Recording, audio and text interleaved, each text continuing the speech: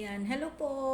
Good morning, good afternoon, and good evening po sa ating lahat, lalo na po sa ating mga OFW. Ayan, mayroon tayong reaction video na naman po dito kay Kinraid na naman po tayo. Ayan, syempre, bago tayo magsimula sa aking opinion at reaction, ayan, shoutout po muna. Ayan, Tita Lydia. Ayan po, shout out po kay Sisikoy Jacqueline Ducusin, Sisikoy Ermagalon, at syempre po kapatid Kaverk, shout out, at syempre po Ate Glo, shout out din po kay Sis Cell TV, at syempre po Sis Hayat, shout out po, at isa na inyong lingkod sa 26 TV. Ayan, Team Kalingap, shout out, at syempre po, ayan, Kalingap supporters, Kuya Val Santos Matubang, shout out po. Ayan, at syempre po, shout out din po sa Team Guapa. Hello po. At syempre, shout out na rin po sa Jumcar. Ayan. Ngayon po ba, bago tayo, ayan, pakinggan po muna natin si Kinraid. Ay, grabe naman po ito si Kinraid, Ang dami pala itong pinagsasabi. Yung sasakyan.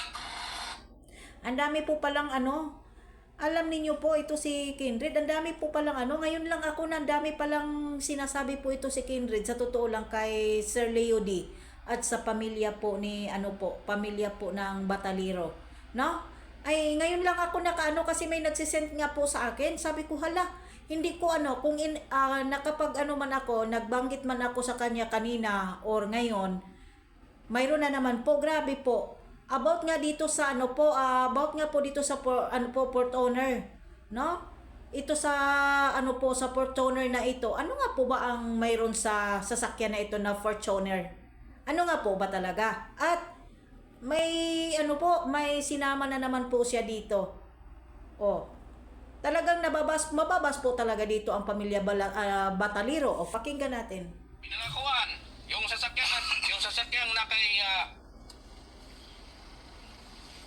nakadilo. Oh. Basta ganito ang kwento niyan eh. Maliit yung masyado yung sakyan, kaya pinangakuan ng Fortuner. Kasi maliit yung sasakyan na yun, di pwede masakay ang buong pamilya. Kailangan malaki. Kaya huwag kayo magtaka kung mayroon yung minivan yan, van, Grandia o kaya Land Cruiser. Huwag kayo magtaka kung magkaroon sila.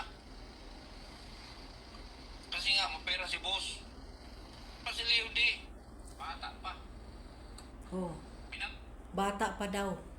Sabi ni Sir Leo D. Bata pa daw. Kaya ibigaw daw po lahat yung gusto po ng pamilya Bataliro. Totoo po ba ito para sa akin?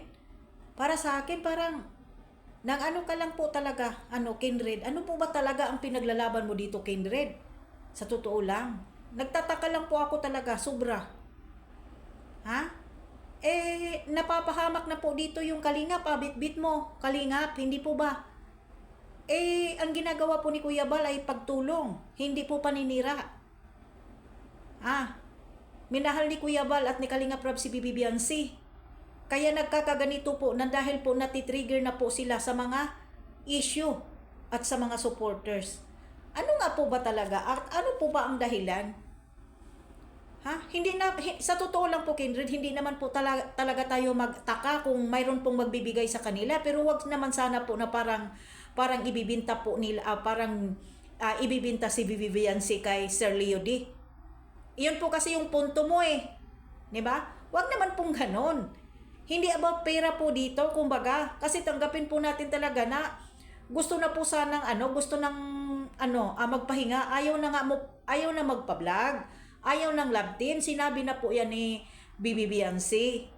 Respetuhin po natin, mula nang nag-stop po ang love team at umayaw na si Biancy, ang dami na pong dami-dami na pong naninira sa kanila. 'Di ba? Kasi ang pagkakaalam ko po, umistop po si Biancy sa pag-love team dahil 'di ba? Dahil po may girlfriend po si Kalingap Edo. Yan po, hindi po sabihin na nagiging sila. Wala po silang inamin na nagiging sila. Alam po ninyo lahat yan, mga IDC noon na mga supporters. 'Di ba? Wala po silang inamin na sila at nagkaroon sila ng relasyon.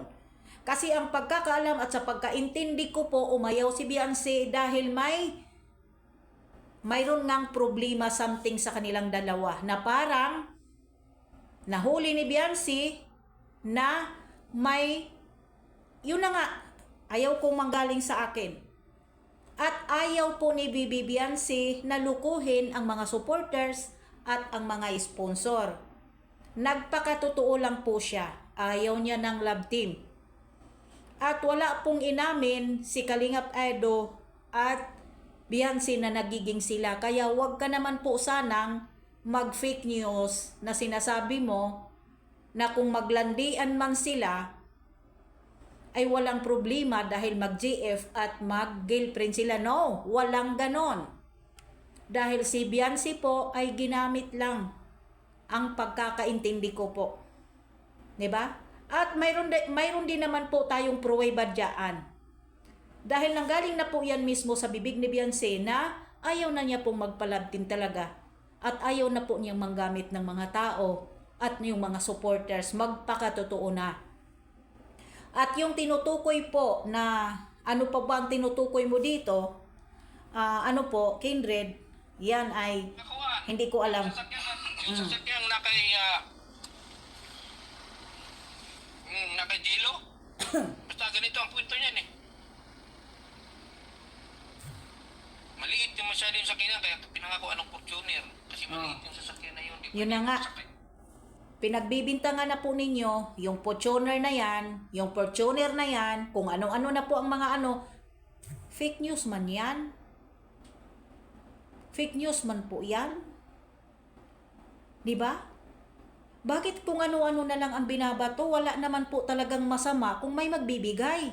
Kung gusto man po umalis ni Beyonce, walang nagtulak sa kanya at walang nag-utos. Kung sumunod man po ang mga sponsor kay Beyonce, wala tayong magagawa dyan dahil pera nila, ari-arian nila. At wala kahit sino man mag-utos, kahit si Kuya Bal, kahit si Kalingap Rab, na mananatili sa kanila.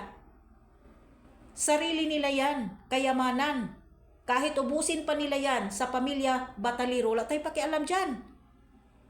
Diba? Pero yung sabihin ninyong nawawakwak or ni kinuha ng mga sponsor, may usapan na po kasi dyan, pero pinagpatuloy pa rin po ninyong pagsige, pagbintang at paggawa ng isyo dito sa pamilya Batalero. Yung porch owner na yan, yung sasakyan na sinasabi mo, ewan ko sa'yo. Kung mayroon ka mang ebidensya, ilabas mo para magkaalaman po kayo ni Sir Leo D. Hindi ba? Ganun lang kasimple yun. Naghintay ka na i-reach out ka ni Sir Leo D. May babae ka rin po sigurong anak. Sana hindi mangyari sa iyong pamilya or anak mo. Kindred, ang ginagawa mo. Dahil ang pagkakaalam po namin, mayroon po talagang problema sa kanilang dalawa ni Edo at ni Beyonce, pero ayaw ko at ayaw namin mauna manggaling sa amin ng sinasabi mong kamanyakan. Dahil normal lang sa isang mag-GF at mag-girlfriend at yung sinasabi mong Fortuner. Yan lang po ang masasabi ko. Stop na po. Gumawa ka na lang po ng tama. Gumawa ka na lang po dyan. Mag-charity ka na ng maayos. Huwag ka nang makisawsaw kung ano man ang issue nila. No? Hanggang dito na lang.